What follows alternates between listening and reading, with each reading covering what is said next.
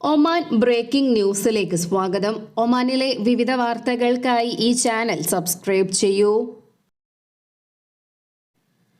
വടക്കൻ ഷർക്കിയ ഗവർണറേറ്റിലെ വാദി ബനി ഖാലിദിൽ പൈതൃക വിനോദസഞ്ചാര മന്ത്രാലയം സംഘടിപ്പിക്കുന്ന മൗണ്ടൻ ഹൈക്കിംഗ് പരിപാടി ആരംഭിച്ചു. 2 ദിവസത്തെ ഹൈക്കിംഗിൽ രാജ്യത്തുടനീളമുള്ള വിവിധ ഗവർണറേറ്റുകളിൽ നിന്നുമുള്ള പ്രദേശങ്ങളിൽ നിന്നായി 150-ലധികം ആളുകളാണ് പരിപാടിയിൽ പങ്കെടുക്കുന്നത്. വാദി ബനി ഖാലിദിലെ പ്രകൃതി രമണീയമായ തടാകത്തിൽ നിന്നാണ് യാത്രയുടെ ആദ്യ ദിവസം ആരംഭിച്ചത്.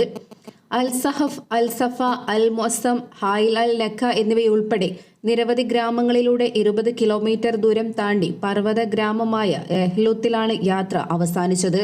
2ാം ദിവസം യാത്ര യഹ്ലൂത്ത് ഗ്രാമത്തിൽ നിന്നും പുറപ്പെടുമെന്നും മന്ത്രാലയം വ്യക്തമാക്കി. ഒമാൻ ഭരണാധികാരി സുൽത്താൻ ഹൈത്തം ബിൻ താരിഖ് അധികാരമേറ്റ 5ാം വാർഷികത്തിന്റെ ഭാഗമായുള്ള ലോഗോ ദേശീയ ആഘോഷങ്ങൾക്കായുള്ള സെക്രട്ടേറിയറ്റ് ജനറൽ പുറത്തിറക്കി. നവീകരിച്ച നവോത്ഥാനം എന്ന മുദ്രാവാക്യത്തിലാണ് വാർഷികാഘോഷം. സുൽത്താന്റെ വിവേകപൂർണമായ നേതൃത്വത്തിന് കീഴിൽ കഴിഞ്ഞ 5 വർഷത്തിനിടെയുണ്ടായ സാമൂഹിക വികസനം, യുവാക്കളുടെ ശാക്തീകരണം, സാമ്പത്തിക വളർച്ച, അധികാര വികേന്ദ്രീകരണം, ഭരണം എന്നീ പുരോഗതിയുടെ അടിസ്ഥാന സ്തംഭങ്ങളെ പ്രതിഫലിപ്പിക്കുന്നതാണ് ലോഗോ. ജനുവരി 11-നാണ് സുൽത്താൻ അധികാരമേറ്റതിന്റെ 5ാം വാർഷികം. സുരക്ഷ വർദ്ധിപ്പിക്കുന്നതിനും എയർപോർട്ട് കാര്യക്ഷമത വർദ്ധിപ്പിക്കുന്നതിനുമായി ഇന്ത്യൻ അധികൃതർ ഹാൻഡ് ബാഗേജ് നിയന്ത്രണങ്ങൾ ഏർപ്പെടുത്തി. ബ്യൂറോ ഓഫ് സിവിൽ ഏവിയേഷൻ സെക്യൂരിറ്റിയും സെൻട്രൽ ഇൻഡസ്ട്രിയൽ സെക്യൂരിറ്റി ഫോഴ്സും പുതുതായി കൊണ്ടുപോകുന്ന ലഗേജുകളുടെ വലിപ്പത്തിലും ഭാരത്തിലും കർശനമായ നിയന്ത്രണങ്ങൾ ഏർപ്പെടുത്തിയിരിക്കുകയാണ്. ഇതേ തുടർന്ന് എയർലൈനുകൾ ബാഗേജ് നയങ്ങളും അപ്ഡേറ്റ് ചെയ്തു. ആഭ്യന്തര വിമാനങ്ങളിലോ അന്തർദേശീയ വിമാനങ്ങളിലോ യാത്രക്കാർക്ക് ഒരു ക്യാബിൻ ബാഗ് മാത്രമേ വിമാനത്തിൽ കൊണ്ടുപോകാൻ അനുമതിയുള്ളൂ. അധിക ലഗേജ് ഉണ്ടെങ്കിൽ ചെക്ക് ഇൻ ചെയ്യണം.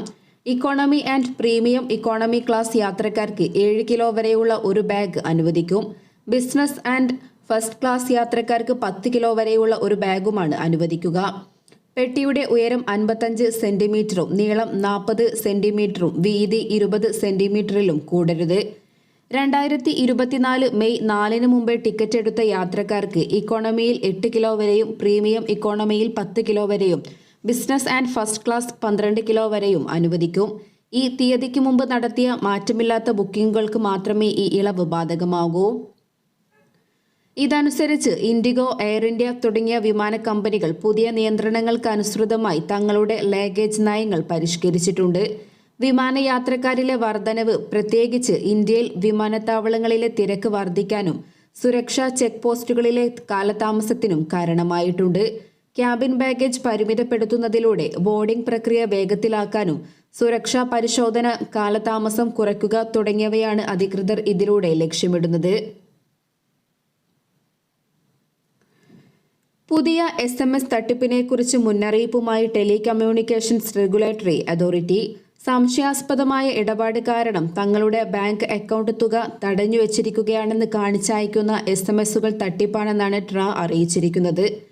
തടഞ്ഞുവച്ചിരിക്കുന്ന തുക വീണ്ടെടുക്കാനായി ലിങ്കിൽ ക്ലിക്ക് ചെയ്യണമെന്നാണ് സന്ദേശത്തിൽ പറയുന്നത്. എന്നാൽ ഇങ്ങനെ ക്ലിക്ക് ചെയ്യുന്നതിലൂടെ ഉപയോക്താക്കളെ വ്യക്തിഗത ബാങ്കിംഗ് വിവരങ്ങൾ ചോർത്താനാണ് തട്ടിപ്പ് സംഘം ശ്രമിക്കുന്നത്. ലിങ്കിൽ ക്ലിക്ക് ചെയ്താൽ അക്കൗണ്ടിൽ നിന്നും പണം പോകാനുള്ള സാധ്യതയും കൂടുതലാണ്. തുക തടഞ്ഞുവച്ചിരിക്കുകയാണെന്ന് കാണിച്ചുള്ള SMS-ൽ പരിഭ്രാന്തരാകരുതെന്നും ജാഗ്രത പാലിക്കണമെന്നും അധികൃതർ വ്യക്തമാക്കി. സംശയാസ്പദമായ സന്ദേശങ്ങളിലെ ലിങ്കുകളിൽ ക്ലിക്ക് ചെയ്യുകയോ നിങ്ങളുടെ ബാങ്ക് വിവരങ്ങൾ പങ്കിടുകയോ ചെയ്യരുതെന്നും അറിയിച്ചു. ഇത്തരമൊരു സന്ദേശം ലഭിക്കുകയാണെങ്കിൽ അത് യഥാർത്ഥമാണോ എന്ന് പരിശോധിക്കാൻ ഉടൻ തന്നെ ബാങ്കുമായി ബന്ധപ്പെടണം. ബാങ്കുകളിൽ നിന്നുള്ള സന്ദേശങ്ങൾ എപ്പോഴും 2 തവണ പരിശോധിക്കുകയും സ്ഥിരീകരണത്തിനായി ഔദ്യോഗിക ബാങ്ക് കോൺടാക്റ്റ് നമ്പറുകൾ ഉപയോഗിക്കുകയും ചെയ്യണമെന്നും ടെലികമ്മ്യൂണിക്കേഷൻസ് റെഗുലേറ്ററി അതോറിറ്റി ആവശ്യപ്പെട്ടു. കൊറിയൻ കമ്പനികളുടെയും ഒമാൻ പോസ്റ്റിന്റെയും പേരിൽ ലഭിക്കുന്ന വ്യാജ SMS-കളെക്കുറിച്ചും അധികൃതർ അടുത്തിടെ മുന്നറിയിപ്പ് നൽകിയിരുന്നു.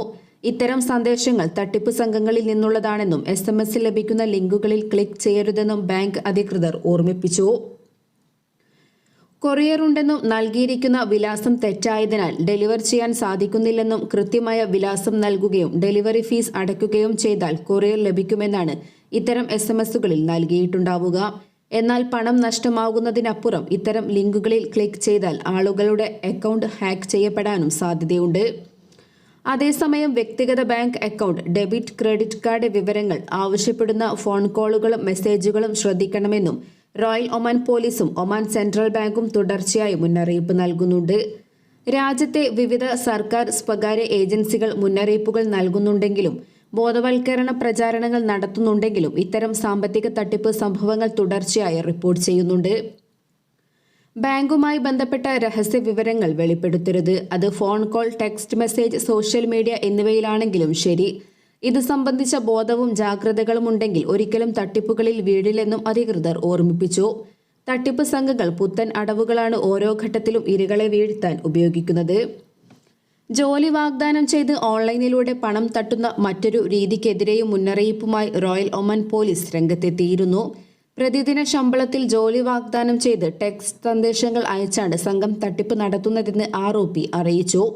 വ്യക്തിഗത bank account, debit, credit card വിവരങ്ങൾ, OTP തുടങ്ങിയവ ആവശ്യപ്പെടുന്ന ഫോൺ കോളുകളെയും മെസ്സേജുകളെയും കുറിച്ച് ജാഗ്രത തുടരണമെന്നാണ് മേഖലയിലുള്ളവർ പറയുന്നത്. വ്യാജ സന്ദേശങ്ങളോ ഫോൺ കോളുകളോ ലഭിക്കുന്നവർ 80077744 എന്ന പോലീസ് ഹോട്ട്ലൈൻ നമ്പറിൽ വിവരം കൈമാറണം. തട്ടിപ്പിന് ഇരയാകുന്നവർക്കും ഈ നമ്പറിൽ പരാതി നൽകാവുന്നതാണ്. ഇതോടെ ഇന്നത്തെ വാർത്തകൾ അവസാനിക്കുന്നു. പുതിയ വാർത്തകളുമായി വീണ്ടും കാണുന്നതുവരെ നന്ദി, നമസ്കാരം.